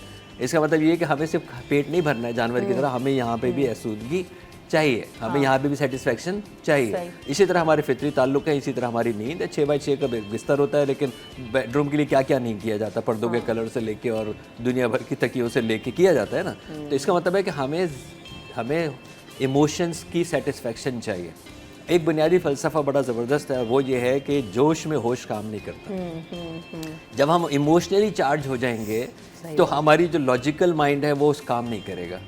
और यही होता है कि जब हम कोई हमें ट्रैक करता है और उस वक्त हमारी ये जोशों को भड़काता है, हमारे जो है वो जोश चलना होता है, तो हमारे होश काम करना छोड़ देता है और हम उस सही गलत को नहीं समझते, जिसको आप ट्रैप कह देते हैं ना। अब बाद में सोचता है जब हो जाता है कि यार अकल क्यों नहीं आई, क्योंकि अकल तो बंद थी ना। जब जोश चढ़ेगा तो अकल नीचे आएगी, जब जोश चढ़ेगा अकल नीचे आएगी। इसीलिए हम मोहब्बत के अंदर बहुत कुछ ऐसी चीज़ जो है वो काम कर जाते हैं, एक्सट्रीम होती है। इसके आपने जैसे ही फरमाया कुछ पॉजिटिव चीज़ें होती हैं। आप एक मुर्गी के बच्चे को बिल्ली से लड़ते हुए देख लीजिए, उस वक्त क्या चीज़ हायल है। इस वक्त मोहब्बत का वो उरूज कि मुझे अपने बच्चे को बचाना है, उसको ये पता है कि बिल्ली से मुझे भी खा जाएगी, लेकिन वो लड़ने के लिए तैयार हो जाएगी। यही अट्रैक्शन भी है कि कोई चीज़ आपको इस तरह की लालच दे दी जाए कि आपको इंस्टेंट इतनी सारी चीज़ें मिल जाएंगी, तो क्या हुआ, होश गालिब जो है वो नहीं रहता, जोश गालिब हो जाता है। और जब जोश गालिब होगा उसके अंदर ये ट्रैक बड़ा आसान हो जाएगा कि आप इमोशंस को किसी को ट्रैप करें। इमोशनली ट्रैप होता है हमेशा, क्योंकि फिजिकली तो पहुँचा ही नहीं होता, वो तो बाद में जाके पहुँचेंगे ना। शुरू में क्या चीज़ स्टार्ट होती है, इमोशनल एक्साइटमेंट। और हज़रत अली करम जौहर बहुत अच्छी बात फरमाते हैं कि जोश में खौफ खुदा रखो, होश में याद खुदा रखो। तो इसीलिए जब हमारा ऐश होता है, ईद के बाद क्या करते हैं, पहले नमाज़ पढ़ते हैं। बकरीद पर क्या करते हैं, नमाज़ पढ़ते हैं ना। इसका मतलब है कि हम जब ऐश है तो हम याद खुदा रखें, और जब जोश हो तो बजाय इसके कि आप किसी को नुकसान पहुँचाएँ, अल्लाह का खौफ जो है वो रखो। तो ये इमोशन बैलेंस जिनका आउट होगा, या जिस वक्त ट्रिगर होगा, या जिस कॉन्टेक्स्ट में, जिस मोमेंट में आप बंदे को इमोशनली ट्रैप कर लें, आप उससे बहुत कुछ करा सकते हैं अपने फ़ायदे के लिए और उसके नुकसान के लिए। सही। तो ये सारा गेम इमोशन का ही है ताहिरा, ये क्या इमोशंस का ये, जैसे बड़ी सादा सी बात यह कि ज़्यादातर हनी ट्रैप में दो तरह के लोग फंसते हैं। एक वो जो बहुत ही मासूम होते हैं और एक वो जो बहुत ही ज़्यादा ओवर कॉन्फिडेंट होते हैं। क्योंकि देखिए रेड फ्लैग्स होते हैं ना कम्युनिकेशन के अंदर, वो दो ही लोग नज़रअंदाज करेंगे। एक तो वो जो बिल्कुल ही मासूम हो, जो जज्बात के बहाव में, और दूसरा वो जो समझते हैं कि उनको कोई नुकसान पहुंचा ही नहीं सकता। वो जो अनटचेबल वाली फीलिंग है कि अरे मैं चला जाऊंगा, मुझे क्या होगा। तो वो भी हमने बड़ी हालिया मिसालों में अगर आप देखें, जो दो अभी इवेंट बड़े रिसेंटली हुए हैं, उसमें भी वो दोनों शख्सियात होते जो बहुत ज़्यादा समवॉट ओवर कॉन्फिडेंट थे, या उनको लग रहा था कि वो अनटचेबल हैं, उनको कोई नुकसान नहीं पहुंचा सकता। सो वनरेबिलिटी जो है वो हमेशा कमज़ोरी की फॉर्म में नहीं आती। बज़ाहिर बहुत से लोग जो मजबूत लग रहे होते हैं वो भी वनरेबल होते हैं, और ये बड़ी क्लासिकल एग्जांपल्स हैं जहाँ आपको लगता है कि वो हनी ट्रैप में कैसे फंस गए। मतलब ना बहुत सारे लोगों को आप देख के सोचते हैं कि ये तो इतना समझदार लगता है, ये कैसे ये बेवकूफ़ी कर सकता है। तो वो वही है कि जब आपके जज्बात का बहाव होता है, आपकी लॉजिकल या अकल कम काम करी थी, तो बहुत सारे रेड फ्लैग्स जो आपको बिल्कुल सामने नज़र आ रहे होते हैं कि ये तो नुकसानदेह चीज़ है, उनको आप नज़रअंदाज करते चले जाते हैं। कम्युनिकेशन जो है ना वो बहुत आसान हो गई है मान ली, हर किसी को एक्सेस करना। आप देखें ना कि अगर नंबर ना भी हो ना तो आप फेसबुक से ढूंढ लेंगे, आप इंस्टाग्राम से, आप लिंक्डइन से, कहीं ना कहीं से ढूंढ के बंदे को आप निकाल के उस तक पहुंच ही जाएंगे। तो जो लोग टारगेट कर रहे होते हैं, पहले उनके लिए क्रैकी होती थी, चीज़ें होती थी, फिर किसी इंसान को ट्रैप किया। अब तो जी ऑनलाइन बैठे, ऑनलाइन फ्रॉड भी हो रहे हैं, सब कुछ हो रहा है। तो ये कम्युनिकेशन ईजी होने की वजह से है, या क्या ये शुरू से ही था ऐसे ही? सवाल ये है कि वहाँ पर डाल कौन रहा है कम्युनिकेशन, ये कौन बता रहा है कि मैं इस वक्त नहाने जा रहा हूँ, हाँ ये भी मसला है। ये कौन बता रहा है कि मैं ये खा रहा हूँ, ये कौन बता रहा है कि ये पिक्चर मेरी ये है, लोकेशन भी मैं टैग कर रहा हूँ, आसपास जो मेरे बैठे हैं ये भी है। यार आप मतलब अल्लाह ने बुलाया, अल्लाह के दरबार में आप जा रहे हैं, सारी दुनिया को बताने की क्या ज़रूरत है ना। मतलब पीछे खाना काबा की सेल्फी के साथ अगर नहीं बताएंगे कि मैं यहाँ पे मौजूद हूँ, और फिर घर में जाकर पड़ जाए, तो फिर आप कहेंगे जी वो घर जो है देखें बंद करके गए थे और पीछे से जब वो डाका हो गया। तो ये जो इन्फॉर्मेशन जिसको किसी ने भी यूटिलाइज़ किया है, ये इन्फॉर्मेशन डाली किसने है, यही तो इसको ट्रैप कहते हैं, इसको ट्रैप कहते हैं। देखिए कुछ इतनी सारी जो है वो है क्या कहना चाहिए, सोशल मीडिया की ऐप्स जहाँ पे हम खुद बैठ धड़ाधड़ अपलोड कर रहे हैं ना। मैं अब यहाँ से ये हो गया हूँ, अब मैं यहाँ से मैनेजर हो गया हूँ, अब मैं इस जॉब पे चला गया हूँ, अब मैं ये हो गया हूँ, अब मैं वो हो गया हूँ। तो हम ही तो बता रहे हैं। लेकिन इमरान भाई वक्त की ज़रूरत भी है ना।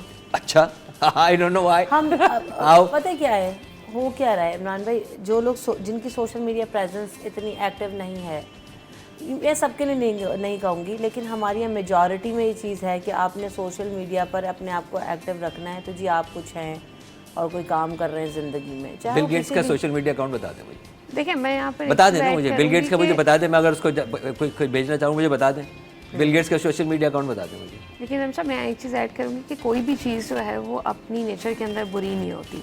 अगेन सोशल मीडिया से बहुत सारे लोग, अगर आप अच्छा एक रुख देखते हैं तो बहुत सारे लोग बेहतर बात भी कर रहे हैं, अच्छा मशवरा भी दे रहे हैं। ये चीज़ हमें तो दीनी लिहाज से भी कहा जाता है कि आपके ऊपर अच्छा मशवरा देना फ़र्ज़ है, तो बहुत सारे लोग वो इस्लाह का काम भी कर रहे हैं। सो ये भी उन लोगों की मेंटालिटी पे डिपेंड करता है कि अगर वो सोशल मीडिया को इस पर्सपेक्टिव में यूज़ कर रहे हैं कि उन्होंने किसी को ट्रैक डाउन करना है और ये करना है। अगर सोशल मीडिया नहीं था तो पहले ये चीज़ें मुख्तलिफ तरीके से हो रही थी, होती फिर भी थी, ऐसा नहीं था कि तब लोग ये चीज़ नहीं कर रहे होते थे। सो सारा ब्लेम हम इस चीज़ को भी नहीं दे सकते कि आपको सोशल मीडिया पर नहीं डालना चाहिए, क्योंकि अब मैं ज़ाती तौर पे मुझे ऐसा लगता है कि हमें नहीं पता कि बहुत सारे लोग खामोशी से आपको देख रहे होते हैं और आपसे बहुत सारी अच्छी चीज़ें भी सीख रहे होते हैं। ऐसा नहीं है कि हर बंदा आप पर नज़र ही रखा हुआ होता है या नुकसान पहुंचाने की नीयत से होता है, बहुत सारे लोग आपसे बहुत कुछ अच्छा सीख भी रहे होते हैं। बेटा एक इम्पोर्टेंस है ना, मेरी सालगिरह सोशल मीडिया पे मनाना क्यों इम्पोर्टेंट है भाई? कॉम्पीट कर रहे हैं बस एक दूसरे सवाल से ये हम है, लोग, हाँ। मैं आपको बताऊं ये जितने हनी ट्रैप के ऊपर जितने भी केसेस होते हैं, चाहे यहाँ पे हो चाहे पहले होते हो या आज भी होते हो, इसे मुझे बता दें कि जो मूवमेंट है towards going into this trap, क्या इखलाकी है? नो। क्या वो दीनी है? कोई मुझे बता, जायज़ है, हलाल है? सबका जवाब नो में आएगा। व नफ्सी व मसव्वाहा फलम्मा फुजूरहा तक़वाहा क़द अफ़लहा मन ज़क्काहा व क़द ख़ाब मन दस्साहा। रब ताला फरमाते नफ्स की कसम मैंने वदियत कर दी पैदाइश से पहले तुम्हारे अंदर खैर और शर का फ़र्क। We know what is right and what is wrong. अब जब मुझे पता है कि मैं रॉन्ग पे जा रहा हूँ, हाँ। ऐसे ही ना, लेकिन जोश गालिब आ गया ना, नशा आ गया ना, मज़ा आ गया ना, उसके पीछे जा रहा हूँ ना, राइट। कौन आदमी मुझे बताया हनी ट्रैप करके निकाह के रास्ते पे जाता है? मुझे तो आज तक नज़र आया इतनी ज़्यादा ज़िंदगी के अंदर कि निकाह के पे जाने का ये रास्ता तो कभी भी नहीं होता हनी ट्रैप का। उसको तो रास्ता बड़ों का बड़ों से मिलाने का रास्ता होता है, ये वाला तो कोई रास्ता नहीं होता। दूसरी तरफ कौन आदमी जो है जायज़ हलाल पैसे कमाने के लिए हनी ट्रैप के ऊपर जो है वो जा रहा होता है, उसको अच्छी तरह पता है कि जायज़ हलाल तरीका जाने का रास्ता क्या है, उसको अच्छी तरह पता है किसी दूसरे मुल्क में जायज़ जाने का रास्ता क्या है, उसको अच्छी तरह पता है कि मैं क्या करने के लिए जा रहा हूँ, मैं एक गलत काम करने के लिए जा रहा हूँ। और वो गलत काम करने के लिए बाद में ये होता है कि जी मैं ट्रैप हो गया हूँ, क्योंकि कुछ लोग शायद सक्सेसफुल भी हो जाते हो, इसलिए उसने इस रास्ते को जो है वो इख्तियार किया। ना ये रास्ते जायज़ होते हैं, ना हलाल होते हैं, ना इखलाकी होते हैं, ना दीनी होते हैं। उसके बाद ऐसी मालूमात जिस तरफ आप फरमा रही हैं कि जी कम्युनिकेशन डालना, मैं किस जगह खाना खा रहा हूँ, इसका दुनिया से क्या फ़ायदा है और क्या ताल्लुक़ है, इससे मुझे क्या माइलस्टोन मिलने वाला है, क्या माइलेज, मेरी कौन सी ग्रोथ होने वाली है। मैंने अपना CV डाला है, बहुत अच्छी बात है। मैंने ऐसे कोई ओपिनियन डाला है, बहुत अच्छी बात है। मैं कोई एजुकेशन जो है वो फॉलो करना चाहता हूँ, बहुत अच्छी बात है। मैं AI के अंदर अपने आप को अपग्रेड करना चाहता हूँ, बहुत अच्छी बात है। लेकिन मैं किसके साथ बैठा हूँ, कब बैठा हूँ, क्या करने के लिए बैठा हूँ, ये डिटेल की डालने की मुझे क्या फ़ायदा होने वाला है, सिवाय इसके कि ये मालूमात मेरे ख़िलाफ़ यूज़ हो सकती है, राइट। ये यूज़ हो सकती है, राइट। हम जब फ़ायदे की बात कर रहे हैं, हर चीज़ का फ़ायदा है, लेकिन क्या मैंने उसको फ़ायदे के लिए इस्तेमाल किया? मैंने हर वो मालूमात जो यार अल्लाह तबारक व तआला कह रहा है मैं सतारुल उयूब तुम्हारे ऐबों पे पर्दा डालता हूँ, तुम भी अपने ऐबों पे पर्दा डालो। हम तो अपने ऐब भी उजागर कर रहे हैं, क्योंकि लाइक्स मिलेंगे, क्योंकि एक शोहरत मिलेगी। हम अच्छा दूसरों की इन्फॉर्मेशन किस खुशी में दे रहे हैं, दूसरों के बच्चों की इन्फॉर्मेशन कुछ खुशी के अंदर दे रहे हैं। देखिए जो मेरे साथ जो बैठे हैं उनकी तस्वीरें किस खुशी में मैं अपलोड कर रहा हूँ, हो सकता है वो ना बताना चाह रहे हो, वो नहीं दिखाना जो है वो चाह रहे हो, वीडियोस में ले लेते हैं बगैर इजाज़त, किसी को भी कहीं से भी शुरू हो जाता तो ये क्या इखलाकियात इस बात की जवाब देती है। वो इन्फॉर्मेशन जो यूज़ हुई है, वो इन्फॉर्मेशन मैंने खुद बेवकूफ़ी में, जैसे बच्ची ने बिल्कुल सही कहा, सादगी में, मुझे पता ही नहीं था कि इसका भी कोई नुकसान हो सकता है। बाद में पता लगा कि जनाब ये भी मेरे लिए जो है वो अज़ाब जान बन गया। अच्छा, अब इसमें एक और चीज़ है, हम ये ब्रेक ले लेते हैं, ब्रेक के बाद वापस आके से बात करेंगे कि अब बचना कैसे होता है। आपने कहा ना कि इमोशन कंट्रोल वो भी इतना आसान काम नहीं है, वही वाली बातें बह जाते हैं, उसके बाद अंदाज़ होता है कि जी ट्रैप हो गए। तो बचना कैसे है और इन चीज़ों से जो है वो हमें अपने आप को दूर कैसे रखना है, इस पर बात होगी after this break. Welcome back in city at 10। तो जनाब बात करेंगे कि हनी ट्रैप या इस तरह की चीज़ें जो होती हैं लोगों के साथ, तो इनसे बचना कैसे है, हम उस पर बात करेंगे। तो ताहिर आपको क्या सॉल्यूशंस नज़र आते हैं? देखिए सबसे पहली चीज़ जो है कि वो कहते हैं ना कि जो बहुत ज़्यादा अगर मीठा भी कुछ बोल रहा है, हनी ट्रैप इसीलिए कहा गया है, तो आपके वहीं पे कान खड़े हो जाने चाहिए। रेड फ्लैग्स को आप हमेशा तभी आइडेंटिफाई कर सकते हैं जब आप सोच समझ लॉजिकल थिंकिंग के साथ काम कर रहे हो और जब आप काम डाउन हो। जब भी इमोशंस बहुत ज़्यादा हाई होते हैं तो भी देर आर चांसेस कि आप कोई गलती करेंगे, या अगर आप बहुत सी ज़्यादा लोनलीनेस के अंदर हैं, बहुत ही ज़्यादा सैडनेस के अंदर हैं, तो भी आप बड़ी वनरेबल स्टेट में हैं, तो भी चांसेस हैं कि आप कोई ऐसा फैसला ही करेंगे जो आपके लिए नुकसानदेह हो। सो अपनी अकल, शऊर और इसके साथ चलना है। सेकेंडली, मोस्टली जो इस तरह के इवेंट्स होते हैं उसमें होता ही है कि वो बड़ा क्विकली आपसे कहते हैं रिस्पॉन्ड करें। वो अचानक से नहीं होता, आपको एक कॉल आती है, आपका प्राइस बॉन्ड निकला, फ़ौरन से 2 बताएं। अगर आपने 2 का बटन नहीं दबाया तो पता नहीं क्या हो जाएगा। तो ये एक टैक्टिक होती है आपको उस स्टेट में लाने के लिए कि आप हबड़ दबड़ में कुछ भी फैसला कर दें। सो ये आपने सोचना है कि अगर कोई भी आपको इस तरह से, चाहे वो नोन हो for the short time period या वो अननोन है और वो आपको पुश कर रहा है टू मेक अ डिसीजन, वो भी बहुत ही शॉर्ट टाइम के अंदर, तो आपके वहीं पे जो है ना वो कान खड़े हो जाने चाहिए कि भी ये चीज़ मैंने नहीं करनी। Always take your time before making a decision rather than कि आप रश करें। ये जो होती है ना, बहुत छोटी छोटी टैक्टिक्स होती हैं आपको उस स्टेट में लाने के लिए कि आपका समझ काम ही ना करे, आपकी अकल और शऊर जो है वो काम ही ना करे। थर्डली, अगेन मैं ये नहीं कहूँगी कि आप सोशल मीडिया पे एक्सप्रेस ना करें, लेकिन आपको ये पता होना चाहिए कि आपने किससे कितनी और क्या बात शेयर करनी है। सो वो जो एक बैलेंस है आपकी पर्सनल लाइफ का, प्रोफेशनल लाइफ का, सोशल मीडिया लाइफ का, अगर आपको पता है कि वो आपने कैसे मेंटेन करना है, क्योंकि अब जिस तरह से टाइम आगे बढ़ रहा है रमशा, तो बड़ी फाइन लाइन रह गई है इन सब के अंदर। सो वो ब्लर होते हैं या क्रॉस होते हैं आपको पता नहीं चलता। So you need to make sure कि आपको जितनी इन्फॉर्मेशन शेयर करनी है वो आप विद कंसेंट और विद थॉट प्रोसेस कर रहे हैं कि ठीक है यार, ये मैं लोगों को बताना चाहता हूँ या मैं ये लोगों से शेयर करना चाहता हूँ और उसके पीछे ये रीजंस हैं। जो हम बिल्कुल ही माइंडलेसली स्क्रॉलिंग कर रहे होते हैं या माइंडलेसली शेयरिंग कर रहे होते हैं, सो डेफिनेटली जैसा डॉक्टर इमरान ने कहा, देयर आर चांसेस कि वो आपको नुकसान पहुंचाए। हर चीज़ का एक्सेस भी अवेलेबल है, लेकिन उसके बावजूद अपने इमोशन पे कंट्रोल, जैसा आप बार बार कह रहे हैं। लेकिन इमरान भाई, होता कैसे? वही वाली बात है कि जब जज्बात में सभी बह जाते हैं एकदम। देखिए बेटा, कंडीशनिंग और ट्रेनिंग अगर हम इस तरह करते हैं, आज से अपनी भी कर सकते हैं और बच्चों की भी कर सकते हैं। मैं तो ऑब्वियसली उस ज़माने का बच्चा हूँ जब तख्ती और स्लेट लिखी जाती थी, और वहाँ पे बच्चा अगवा नहीं हो सकता था क्योंकि सारा मोहल्ला ही जो है वो फैमिली होता था, तो वो इतनी नज़र होती थी कि कहाँ जाएगा। उसके बावजूद मेरी ट्रेनिंग ये थी कि इस दुकान के ऊपर 4 आने की चीज़ लेने के लिए जा रहा हूँ, ये बता के जाना है। यानी मैं अम्मी को बताया कि अम्मी मैं फ़लानी मुन्ना भाई की जो है वो जगह पे जा रहा हूँ, वहाँ पे 4 आने की चीज़ लेने के लिए, तो अम्मी को पता है कि आने जाने का रास्ता कितना होगा। यानी ये ट्रेनिंग है, और वो आज तक इसी तरह है कि मैंने किसी को बता के जाना है कि मैं कहाँ जा रहा हूँ। कोई किसी एक शख्स को कम से कम ज़रूर पता है कि मैं कहाँ हूँ। ठीक है, अब वो मेरी वाइफ है, उस वक्त मेरी मदर थी, मेरे फादर हो गए, मेरी बड़ी बहन हो गई, ये किसी एक को ज़रूर पता है कि मैं कहाँ हूँ और कब वापस आऊँगा, मुतवक्के वापसी कब होगी। इसमें भी यही है कि जब कोई ऐसी चीज़ आपको इंस्पायर करती है, do share with someone, at least one. अब तो हम बुरा मान जाते हैं ना, अगर कोई निकलते ही में पूछ ले भाई कहाँ जा रहे हो और कब तक आओगे, लो फिर मर जाओ, फिर मैं क्या कहूँगा ना, इतनी भाई अभी निकलने तो दे।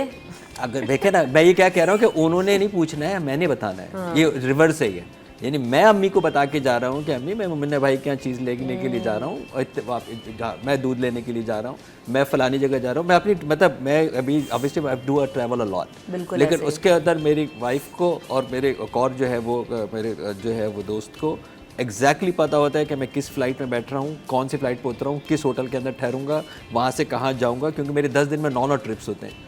लेकिन एग्जैक्टली पूरा ट्रेल उनको पता है कि इसका मेरी मैंने बताया, उन्होंने नहीं पूछा है, मैंने बताया है कि गॉड फॉरबिड इन केस कुछ भी होता है, उनको एग्जैक्टली पता होगा इस बंदे को यहाँ होना चाहिए, है या नहीं है। राइट, अच्छा ठीक है जी, मोबाइल फ़ोन ऑफ हो गया, मोबाइल फ़ोन चलिए कुछ हो गया, होटल भी पता है ना, तो है, यस ऐसे है ना, होटल तो पता है ना, होटल पर उठा के जी डॉक्टर इमरान अब चेक इन है जी, कितने बजे निकले। तो मैं आपको बता रहा हूँ कि अगर हम ये खुद अपनी, मुझे पूछा नहीं है, मैं बता रहा हूँ, मैं आपको बता रहा हूँ कि इसी तरह अगर मुझे कोई ऐसी चीज़ आती है, इस तरह के बहुत सारे आते हैं, 5000 रुपये के नाम निकल गया, तो वो फलाना कार्ड निकल आया, तो ये नाम निकल आया, आप एक के साथ शेयर करें, दूसरा तो जज्बाती गालिब नहीं है ना, उसको तो इनाम नहीं मिलने वाला ना, उसको तो ये मज़े नहीं मिलने वाले, वो एक होश की बात ज़रूर आपको डालेगा। अच्छा, आपने नहीं भी सुनी, लेकिन डलती ज़रूर है डियर, चलते चलते ख्याल आता है ज़रूर है कि यार ये हो भी सकता है, चलो ज़रा सा कॉशियस होके चलते हैं, जाते हैं, जा रहे हैं वहीं पे, ज़रा सा कॉशियस होके चलते हैं। यार हम तो वहाँ रहे ना जहाँ पे 15 साल का था, अमेरिका चलेंगे, तो वहाँ तो क्लब्स जाने का भी एक रास्ता है ना, यानी आप वहाँ भी तो होश में जा सकते हैं ना, कि किसी ने मिला तो नहीं दिया आपके साथ कुछ, किसी ने आपको इस तरह तो ट्रैप नहीं कर दिया, वहाँ भी आप होश में जाके आ सकते हैं वापस। अगर ये अलर्टनेस पता है ना, तो ये अलर्टनेस की चीज़ें जो है वो हमें कंडीशन डालनी चाहिए कि यार डाल के जाना चाहिए, बता के जाना चाहिए। कोई एक ऐसा, मैं ये तो नहीं कह रहा माँ बाप को बताए, कोई ऐसा दोस्त होगा ना जिसको आप अपनी गैर संजीदा बातें भी बता सकते हैं, ज़रूर बता दें। जिसको आप गैर संजीदा बातें बता सकते हैं बता दें, ताकि अगर आप फंस रहे हो ऐसे ही अब तो जाने जा रही है ना। अगर आप देखें ना, ये तो एक दो केस आपने बताया, लेकिन सैकड़ों केस हैं जो जाने चली जाती है। आपने दोस्त का जिक्र कर दिया तो आज दोस्ती का भी आलमी दिन है। तो वाकई दोस्त जो है ना, अच्छे बुरे में, मैंने भी शुरू में ही इंट्रोडक्शन में ये बात कही थी स्टार्ट में, कि अच्छे बुरे वक्त का जो है वो आपका साथी होता है दोस्त। बहुत सारी बातें जैसे भी इमरान भाई भी कह रहे हैं कि आप बहुत सारे लोगों से नहीं कर सकते, वो आप अपने दोस्त से कर सकते हैं। तो यहाँ पे आपको रोल पता लग रहा होता है कि यार, या किसी कोई शेडी पर्सनैलिटी भी हो ना जो आपसे इस तरह की बातें कर रही है या आपको घेरने की कोशिश कर रही है, तो अगर आप अपने अच्छा सच्चा दोस्तों का उससे आप डिस्कस करोगे तो वो एक्सपोज कर देगा। क्या पागल हो गया क्या? इमोशन तो न्यूट्रल है ना, क्या पागल हो गया क्या? कचरिया हो गया क्या? अब किन चक्रों में भाई, कई चक्रों के अंदर है। एटलीस्ट इन्फॉर्मेशन तो आ गई ना कि ये गया है। हाँ बिल्कुल ऐसा ही है। तो अच्छे, इसी नोट के साथ, अच्छे दोस्तों का इंतखाब इसीलिए कहते हैं कि अच्छी सोबत और सच्ची सोबत वो बहुत ज़्यादा ज़रूरी है, क्योंकि वो आपको बहुत सारी बुरी चीज़ों से निकाल लेती है ज़िंदगी में। इमरान भाई की बात मुझे बहुत अच्छी लगी कि कहीं ना कहीं कोई ना कोई ऐसा शख्स ज़रूर होता है, हमारी फैमिली के अंदर भी होते हैं, हस्बैंड वाइफ के दरमियान जो ये इन्फॉर्मेशन शेयर होना ये बहुत ज़्यादा ज़रूरी है। और ना ही कर सकते हो कि बहुत ज़्यादा ऐसी कॉम्प्लिकेटेड सिचुएशन है जिसमें आपको पता है कि घर वाले टेंस हो जाएंगे, तो किसी ना किसी दोस्त, किसी ना किसी ऐसे शख्स को ज़रूर इन्फॉर्म करें, क्योंकि आपको नहीं पता कि अगले लम्हे में आपके साथ क्या हो सकता है। तो ये बहुत अच्छी टिप ऑफ द जो है लाइफ हुई इमरान भाई आपकी। तो thank you so much for coming in the show.